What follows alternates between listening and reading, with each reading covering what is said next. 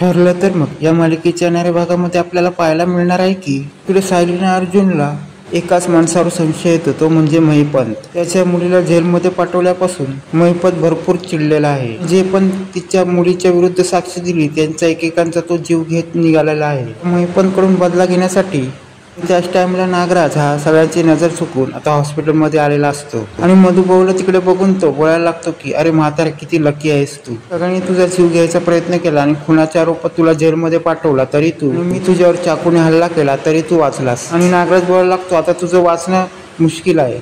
आणि तेव्हाच टायमाला तो मधुभाऊंचा ऑक्सिजन मास्क काढतो. तेव्हा नागराज बोलायला लागतो की मधुभाऊ, तुम्हाला मला मारायचं नव्हतं, पण तुम्ही जे सत्याच्या जवळ पोहोचलायत ना, त्यामुळे त्यासाठी तुम्ही आता जिवंत असणे गरजेचे नाही आहे. पण त्याच टायमाला आता सायली मधुभाऊंपर्यंत पोहोचते आणि त्या टाइमला ती नागराजला बघते.